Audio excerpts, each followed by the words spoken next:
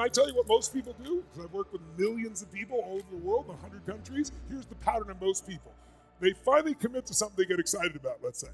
And they go for it, and they work at it. And if they're really good, they succeed and they grow in a relationship, in a business, in something, their body. And then after 7 years, somewhere in 7 to 10 years, sometimes 5, they start to question, is this all there is? Is this really what I want? You know, why? Because we get satiated. You can have the best meal in the world. You like steak and lobster, but if you have it 3 times a day for 6 months, it doesn't feel quite so great anymore when it used to be your dream. There's nothing wrong with it, but your brain starts to say there must be something more. I'm going to give you the chemistry of transformation. If you want to transform, or you're not, and you want to know why you're not, you'll know which element you're missing. So the first step to transformation is satiation. Satiation means there's nothing wrong. It's just you're doing the same things over and over again, and it's no longer really exciting and fulfilling because it's not new. There's no newness to it. You're probably not growing as much is really the problem.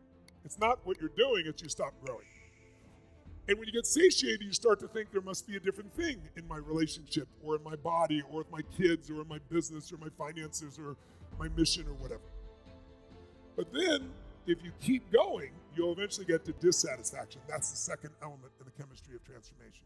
Dissatisfaction. Now, you're not just doing something where it's not as fulfilling, you're doing the same thing and it's annoying, or it's painful, or it's like, I can't do this anymore. And now the tempo for pushing change within yourself, the chemistry is pushing you to make a bigger change. Now, people don't usually do it with just dissatisfaction because change is a big thing. It takes energy, takes uncertainty, pushing through. So usually you have to keep going until you hit what's called a threshold. That's the third one. Third piece of the chemistry of transformation is you hit a threshold. Threshold is when your brain goes, no more, not another day, not another hour, not in a minute, I am done with this. You finally got to a point where your brain said, not another day, not another hour, it's been painful in the past, it's painful in the present, it's painful in the future, I'm done. Now, when that happens, fourth element will pop in your mind. This is how you know you're there.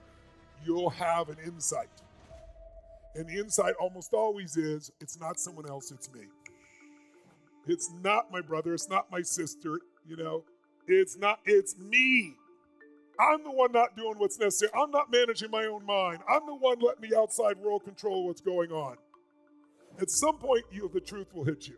And it's not comfortable to know the truth. So some people will freeze and go back. But the minute you get the insight, the final piece of chemistry shows up. It's called an opening.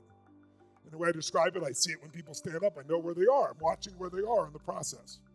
And I decide, I used to kick people through the opening. The opening is a very, very dark spot that you have to jump through to get to the other side. And what makes it dark is you don't know what's on the other side. But if you had enough pain on this side, most of you will jump. But some of you right at the last minute go, I don't know what's the other side. Maybe I'll hang on to what I have. So I used to kick people through the opening. For decades, a decade and a half of my career, I do that. And people thought it was the greatest thing, it was magical. But then I'd see somebody a year and a half, 2 years later, and they'd change back. And I go, what happened? I go, well, you didn't program me properly. And I realized I used the wrong metaphor. It's conditioning, it's not programming, and you're in control of it. I can help you, but you're in control of it. You can change your conditioning. You can make yourself miserable or happy. You can do whatever you want. That's free will. That's the one gift our Creator clearly has given us. If you doubt it, look how people behave. You'll know there's free will. And guess what? What happens is if you don't jump through that opening, if you don't push yourself through to the other side, even though you don't know what it is, you get to start the whole thing over all over again. You have to wait till you get enough satiation and enough dissatisfaction. And finally you hit a threshold again. And then the truth will stare you in the face again. And then the opening will be there. And will you jump through or not? So instead of kicking through, I give people a little nudge, bring them right